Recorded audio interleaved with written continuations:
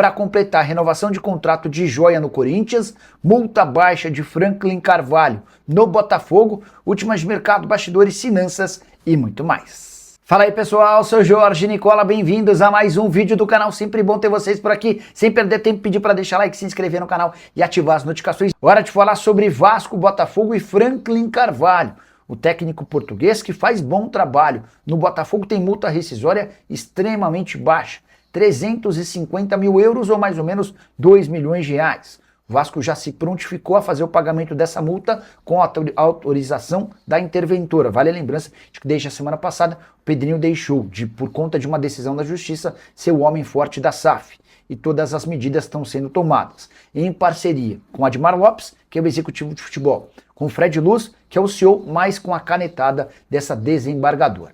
O Vasco já topou fazer o pagamento da multa e ofereceu ao Franklin Carvalho um salário bem mais alto do que o atual e contrato até dezembro de 2027. Franklin ficou de tomar sua decisão. Nas próximas horas saberemos a qualquer momento se o técnico do Botafogo vai ser o comandante do Vasco. A proposta lhe agradou. O que pesa hoje é trocar um clube do Rio por outro, em meio à temporada, até porque foi o Botafogo quem apostou no Franklin para dar sua primeira oportunidade como técnico principal. Ele era até então auxiliar técnico de Arthur Jorge.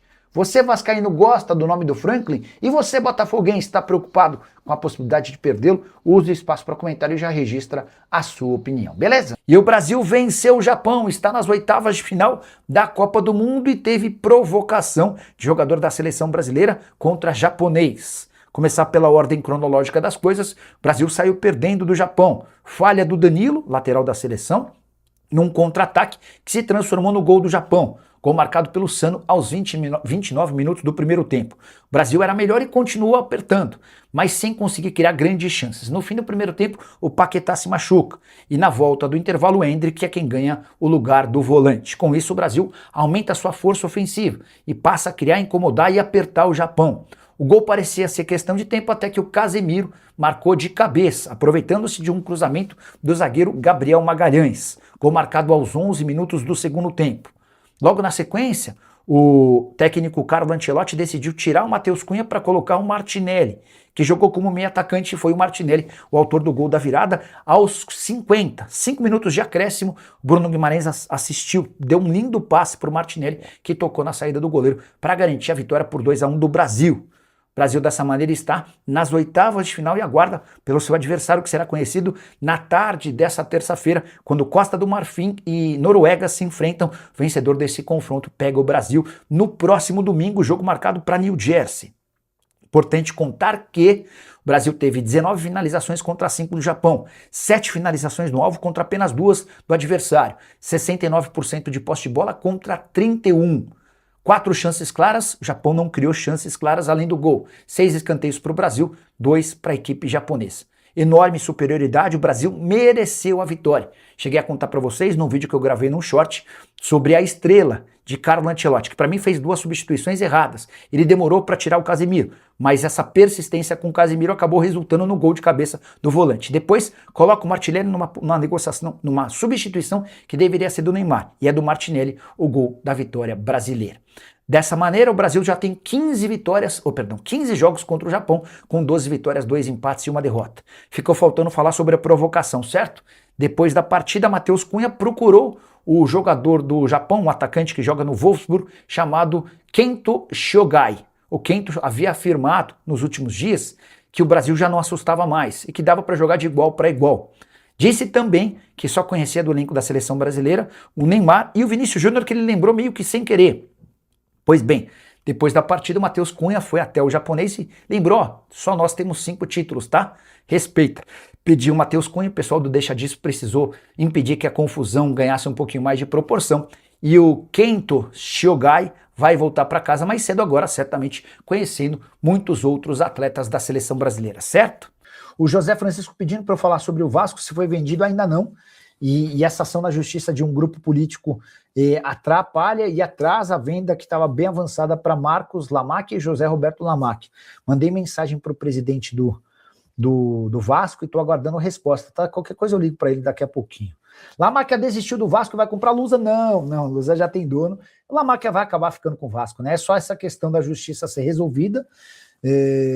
Existe uma expectativa das pessoas ligadas ao Pedrinho de que até essa sexta-feira a liminar caia e as tratativas com Marcos Lamaque e José Roberto Lamaque possam avançar. Deossa do Betis no Flamengo, estou esperando a resposta do Boto, tá? Vamos ver se ele conta alguma coisa pra gente. E o Vasco está perto de anunciar seu novo técnico, Franklin Carvalho. Português, que pertence ao Botafogo, está acertando os últimos detalhes para transferência justamente para o grande rival. Admar Lopes, executivo de futebol do Vasco, e Fred Luz, o novo CEO do clube, conseguiram convencer Samantha Lange, interventora do Vasco, a autorizar a contratação. Só para lembrar que o Pedrinho havia sido afastado da SAF do clube e ele não pode mais tomar as decisões a partir daí, enquanto não houver uma mudança nessa decisão liminar. É a Samantha quem autoriza ou não as negociações. O Vasco vai pagar a multa rescisória do Franklin no Botafogo. Não dá para dizer que o Botafogo também está super lamentando a saída do técnico. O português, que havia, entre aspas, sido descoberto por John Textor, perdeu espaço depois que o investidor norte-americano deixou de ser o manda-chuva botafoguense. 16 jogos, 8 vitórias, 5 empates, 3 derrotas. Esses os números de Franklin Carvalho à frente do Botafogo. Ele era auxiliar técnico de Arthur Jorge e foi, entre aspas, inventado pelo Botafogo na função de treinador. O Vasco encontra um técnico bem mais barato do que outros que haviam sido especulados e alguém que já conhece o futebol brasileiro. Aguardemos o anúncio e o desempenho do treinador com a camisa cruz-maltina. E a torcida do Vasco decidiu se manifestar em apoio ao presidente Pedrinho e também a José Roberto Lamacchia, o dono da Crefisa. Você sabe, nessa semana, graças a uma decisão da Justiça, Pedrinho foi afastado do comando da SAF, o que colocou em risco a venda do clube para José Roberto Lamacchia e seu filho, o Marcos Lamacchia. Pois bem, nesse domingo, torcedores do Vasco foram à porta de São Januário para demonstrar apoio a Pedrinho e também ao dono da Crefisa. Em relação ao Pedrinho, manifestação para que ele volte. A ideia dos torcedores é de que essa liminar caia na justiça e o Pedrinho possa reconduzir a venda da SAF. Sobre Lamacchia, marido de Leila Pereira, e que se declarou nessa semana como um grande entusiasta da ideia e o responsável por aportar quase 2 bilhões de reais nos próximos anos, ouviu-se dos torcedores do Vasco o seguinte, abre aspas, ô Lelê, ô Lalá, o Lamacchia vem aí e o bicho vai pegar. Havia também uma faixa, Lamacchia, a torcida te espera. Só para lembrar que o marido de Leila Pereira é dono de um patrimônio estimado em mais de 9 bilhões de reais. Seu namoro, sua relação pessoal e de amizade com o Pedrinho é antiga. Quando o Pedrinho se lança candidato à presidência do Vasco, Lamacchia, na oportunidade, prometeu fazer algum investimento para a compra dos name rights do estádio. A coisa não avançou. Depois cheguei a ouvir de uma pessoa próxima ao Pedrinho que a ideia do Lamacchia era comprar o clube. Coisa acabou dando uma esfriada por conta da repercussão negativa entre conselheiros do Palmeiras. Com o mandato de Leila Pereira mais próximo do fim lá no Palmeiras, as conversas foram retomadas e agora só depende que o Pedrinho volte a ocupar o cargo de presidente para que essa história possa avançar de vez, já inclusive um memorando de entendimentos assinado entre o Vasco e os representantes da Crefisa.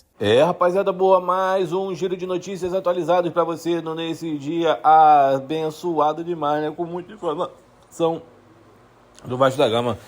Rapaziada, o Brasil que ganhou ontem eu tinha dado aí o placar 2-1 e deu certo mesmo, hein, rapaziada? Só não sabia que era de virada, né? O Brasil se espelhou aí muito no estilo de jogo do Vasco da Gama, foi pra cima e fez aquela virada épica com participação de Ryan, né, que participou no primeiro gol, né, que teve ali o cruzamento, bola pro Vini volta, toca pro Gabriel Magalhães e cruza na cabeça. Rapaziada boa, mais um giro de notícias atualizados do Vasco da o Ryan fazendo uma grande partida ali com o Danilo, né, fazendo um one-two ali com o Danilo na lateral direita, toca, passa, toca, o Danilo recebe, toca no Ryan, toca de novo, ele toca no entra perto da bola, o Ryan vai, recupera, toca no nossa seleção com gol de Ryan, comentários pro Martinelli que empurra pra dentro do gol, o goleiro quase que tira. No finalzinho ali, no apagar das luzes, o juiz estendeu. Mas enfim, vida que segue, as notícias são do nosso maior clube do mundo, o Vasco da Gama, que segue agitando aí o mercado da bola, né? E a gente já sabe como é que funciona as coisas, então já deixa aí seu like, sua inscrição, pra ficar por dentro de tudo e não perder nada. Um grande abraço e até o próximo vídeo. Eu fui pra casa.